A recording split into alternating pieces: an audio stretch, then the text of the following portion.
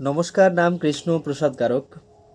আজকে সকালে একটা খুব সুন্দর একটা বই পড়ছিলাম, আর সেই বইটাই আজকে শেষ হলো, পড়াটা শেষ হলো। বইটার নাম হচ্ছে get epic shit done with Ankur Warikoo sir. তো অ্যাকচুয়ালি কী হয়, যারা এই সবে 20 থেকে 25 বছরের মধ্যে যারা আছে, তাদের জীবনে এই সময় অনেক অনেক প্রশ্ন আছে যে আমাদের লাইফটা শুরু কিভাবে করব, আমাদের জীবনে জার্নি কিভাবে শুরু হবে। এই বইটা যে লিখেছিল, নাম হচ্ছে অঙ্কুর বারিকু। সে একটা কথা বলছে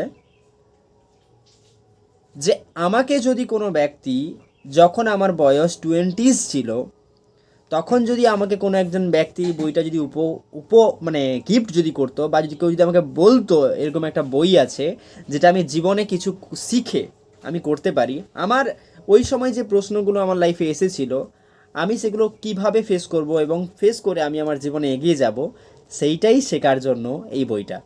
এবং উনি একটা কথা বলেছিল, আর এই বইটা টোটালি বইটা এখন বর্তমানে 362 পৃষ্ঠা। 362 পৃষ্ঠায় একটাই জিনিস, একজন ছাত্র আর একজন শিক্ষক। একজন ছাত্রর জীবনে যা যা প্রশ্ন ছিল, সে তার শিক্ষক মানে আমি সেই শিক্ষকের কথা বলছি না যে বইয়ের পড়া পড়াবে। শিক্ষক মানে সেই শিক্ষকের কথা বলছি যে তার জীবনের অভিজ্ঞতা দিয়ে সেই ছাত্রকে উদাহরণ দিয়ে দেখাবে যে আমার জীবনে আমি এটা এইভাবে করেছি, তুমিও তোমার জীবনে এই পরিস্থিতি থেকে তুমি মোকাবেলা করে বেরিয়ে আসতে পারো।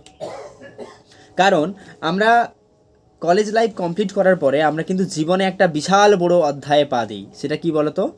ইনকাম আমাদের করতে হবে, আমাদের কাজ করতে হবে। আমরা ডিসাইড করব কি করে যে আমাদের কি করা প্রয়োজন। 36টা প্রশ্নের উত্তর এই বইটার মধ্যে আছে। একটা ছোট্ট শুরু করতে যাই একটা ছোট সুন্দর জিনিস থেকে। একটা কথা বলেছিল, যখন ছাত্র তৈরি হয়ে ওঠে তখনই শিক্ষকের প্রকাশ ঘটে। মানে সত্যি খুব অসাধারণ একটা জিনিস। যখন ছাত্র তৈরি হবে তখনই কিন্তু একজন শিক্ষকের প্রয়োজন হবে, যে শিখতে চায় তাকে শেখানোর জন্য। এই বইয়ে আরও অনেক অনেক বিষয় আছে, যে আমরা প্রথম কথা আমরা অন্যদের সঙ্গে প্রচুর নিজের তুলনা করি। ওর কাছে এটা আছে, তার কাছে সেটা আছে। অন্যের জীবন সঙ্গে নিজের তুলনা করা বন্ধ করো। কি করে নিজের যোগাযোগ ক্ষমতা গড়ে তুলব, মানে এটা খুব দরকার যে আমরা যে কোনো কাজ করতে চাই আমাদের মানুষের সংস্পর্শে থেকে আমাদের তার সঙ্গে আমাদের যোগাযোগ গড়ে তোলাটা খুব দরকার। তৃতীয় নম্বরে বলছে কি করে গ্রোথ মাইন্ডসেট তৈরি করব। আমি অবশ্যই মনোসংযোগ করব কিভাবে, নিজের মনটাকে কন্ট্রোল করব কিভাবে, রাইট, পড়ার অভ্যেস গড়ে তুলব কি করে। এরকম করে আমাদের অনেক প্রায় প্রচুর অধ্যায় আছে। আমি এখানে 3টা বিষয় নিয়ে কথা বলবো। প্রথম কথা যেটা একটু আগে বলছিলাম, এটা আমার এই পয়েন্টটা খুব ভালো লাগছিল। এবং কি করে গ্রোথ মাইন্ডসেট তৈরি করব, একটা ছোট্ট একটা উদাহরণের মাধ্যমে ভাবি। এখানে লেখক একটা কথা বলছে যে মাইন্ডসেট মানে আমাদের ব্রেন দুরকমই হয়। এক গ্রোথ মাইন্ডসেট, আর একটা হচ্ছে ফিক্স মাইন্ডসেট। গ্রোথ মাইন্ডসেট কোনটা আর ফিক্স মাইন্ডসেট কোনটা? ফিক্স মাইন্ডসেট একটাই, যে এই মুহূর্তে আমি ব্যর্থ হয়ে গেছি, আমার দ্বারা আর কিছু হবে না, আমার মনে হচ্ছে আমার কপালটাই খারাপ। আর ফিক্স মাইন্ডসেট কি বলছে? ফিক্স মাইন্ডসেট বলছে ঠিক আছে, আমি এই মুহূর্তে ব্যর্থ হয়েছি, কি করলে আমি এখান থেকে স্টেপ বাই স্টেপ আমি আমার জীবনে এগিয়ে যেতে পারবো। আমার এই সিদ্ধান্তটা হতে পারে ভুল হয়েছে, কিন্তু আমি কি করলে আমি আরও আমার পরের স্টেপটায় পরের সিদ্ধান্তটা আমি সফল করতে পারবো। আমার কোথায় অধ্যাবসায় করা প্রয়োজন আছে, কোথায় আমি শিখতে পারবো। একটা ছোট্ট জিনিসের একটা উদাহরণ দিয়ে এটাকে বোঝার চেষ্টা করি। একটা ছোট্ট একটা আবদ্ধ একটা পাত্রের মধ্যে, একটা বালতির মধ্যে একটা জল দীর্ঘস্থায়ী অবধি জমে আছে। সেই জলটা নষ্ট হওয়া, ধীরে ধীরে দুর্গন্ধ হওয়া, এটা কিন্তু স্বাভাবিক। হতে পারে তাতে পোকামাকড়, মশা মাছি ডিম টিম পেড়ে সেটা কিন্তু জলটা নষ্ট হয়ে সেটা কিন্তু খুব খারাপ হয়ে যাবে। এমনও হতে পারে একটা সময় জলটা দুর্গন্ধ ছাড়বে। কিন্তু দেখো, যে নদীকে যদি কখনো লক্ষ্য করো, নদীর জল কখনো কিন্তু দুর্গন্ধ করে না। যে নদী প্রবাহিত হচ্ছে দেখবো তার জল সবসময় স্বচ্ছ। আর যে নদী দেখবে অলরেডি স্থির হয়ে দাঁড়িয়ে আছে, একটা পুকুর যদি স্থির হয়ে থাকে, তাতে কেউ যদি না ব্যবহার করে, কিচ্ছু যদি না করে, একটা সময় দেখবে সেটা বলে পচা পুকুর হয়ে গেছে।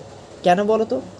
তার মানে একটাই, যে প্রবাহিত হচ্ছে সে কিন্তু গ্রোথ মাইন্ডসেট, আর যে একটা জায়গায় স্থির হয়ে গেছে, যার চিন্তা ভাবনা একটা জায়গায় আবদ্ধ হয়ে গেছে, সে কিন্তু ফিক্সড মাইন্ডসেটে হয়ে গেছে।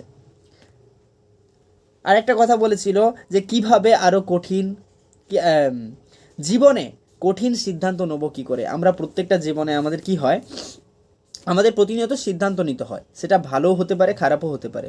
আর সেই সিদ্ধান্তটা আমরা নেবো কীভাবে, এখানে বলছে কিভাবে আমরা কঠিন সিদ্ধান্ত নেব। এখানে ছাত্র বলছে, শিক্ষক বলছে যে স্যার আমার তো ছাত্র বলছে স্যার আমার তো অনেক সময় অনেক কিছু ভুল হয়ে যায়, যে সেই খারাপ পরিস্থিতি আমি কি সিদ্ধান্ত নেবো খুঁজে উঠতে পারি না। তখন শিক্ষক বলছে তুমি অনলাইনে কখনো কোনো জামা প্যান্ট বা কোনো টি শার্ট অর্ডার করেছো? বলে হ্যাঁ অর্ডার করেছি। তাহলে যখন অর্ডার করো, তুমি যেভাবে অর্ডার করেছিলে জিনিসটা যদি সেভাবে না আসে, তুমি জিনিসটাকে কী করো? বলছে আমি জিনিসটাকে আবার রিটার্ন করে দিই। বলে ঠিক এটাই তুমি তোমার জীবনে করছো না কেন? তুমি এই মুহূর্তে যে সিদ্ধান্তটা নিয়েছো, সেই সিদ্ধান্তটা হতে পারে তোমার জীবনে ভুল সিদ্ধান্ত নেওয়া হয়ে গেছে। তাহলে তুমি সেই সিদ্ধান্তটাকে তুমি রিটার্ন করছো না কেন? বলে জীবনে কি এটা রিটার্ন হয়? বলছে তুমি যেভাবে টি শার্টটাকে দেখেছিলে টি শার্টটা সেভাবে আসেনি, তাহলে সেই টি শার্টটা তুমি রিটার্ন করে দিয়েছো।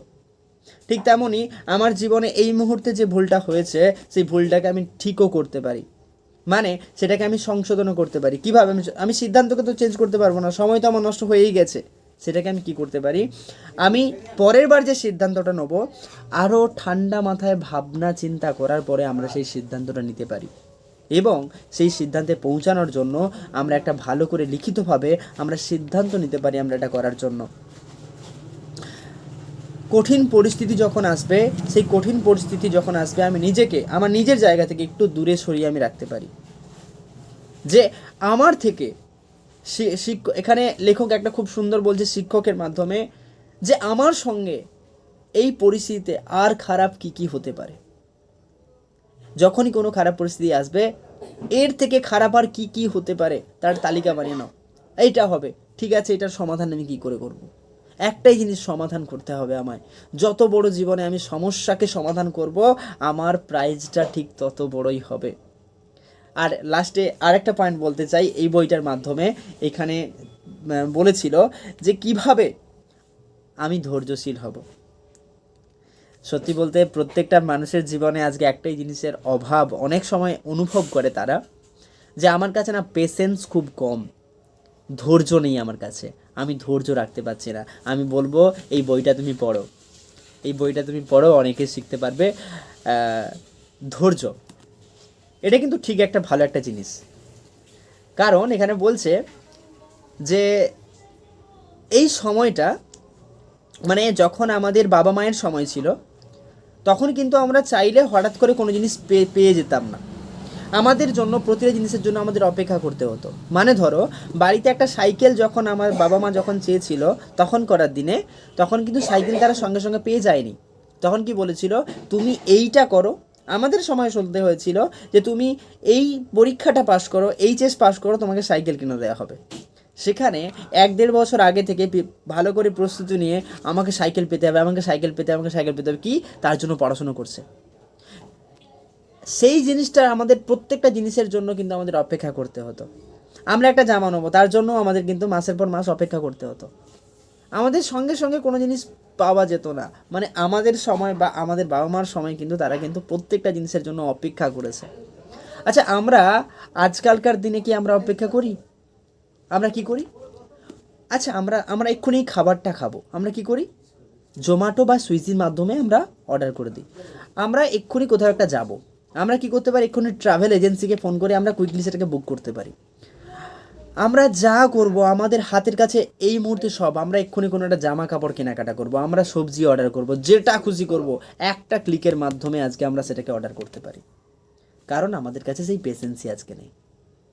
কারণ আজকে দুনিয়া বদলে গেছে, দুনিয়া ফাস্ট হয়ে গেছে। কিন্তু আমরা যখনই কোনো জিনিস কিনবো, সেটা যদি আমাদের প্রয়োজন যদি না হয়, আমরা সেখানে 2 দিন ওয়েট করে যেতে পারি। লেখক এখানে একটা কথা বলছে, আমাদের যেটাই প্রয়োজন সেটার জন্য আমরা একটু অপেক্ষা করব। কিছু না, আমি এই জিনিসটা কিনতে যাচ্ছি যার দাম হচ্ছে এত টাকা, আমি সেটার জন্যে একটা দিন অপেক্ষা করে যাবো। যেটা আমি আজকে সিদ্ধান্ত নিতাম সেটা আমি কালকে নেবো। আর যদি এটা কোনো বড় সিদ্ধান্ত হয় তার জন্য আমি আর একটু অপেক্ষা করব। আমি অবশ্যই করবো এটা 1 মাস পরে। কারণ আমার হাতের কাছে যে মানে এত কিছু যে জিনিস চলে আসছে, আমাকে ধৈর্যশীল কখনো বানাবে না। এখন এইটারই জন্য আজকে ম্যাক্সিমাম লোক ফাইন্যান্সিয়াল ক্রাইসিসের মধ্যে পড়ে আছে। কেন না, এক্ষুনি করতে হবে। গ্যাস, এসি, ফ্রিজ যা কিছু কিনবো সব তো ক্লিকের মাধ্যমে হয়ে যাবে, ইজি পে, ইএমআই। তার জন্য আজকে অনেক মানুষ ঘর ছাড়া। দেখুন, সিদ্ধান্ত আপনার ব্যক্তিগত ব্যাপার, কিন্তু শিক্ষক, লেখক যেটা বলে গেছে এই বইয়ের মাধ্যমে, এখান থেকে যে শিখতে চাইবে সে ঠিক অনেক কিছু নিয়ে নেবে। একটা বই আপনার জীবনে 5 বছর সেভ করতে পারবে যদি আপনি পড়েন। Thank you so much.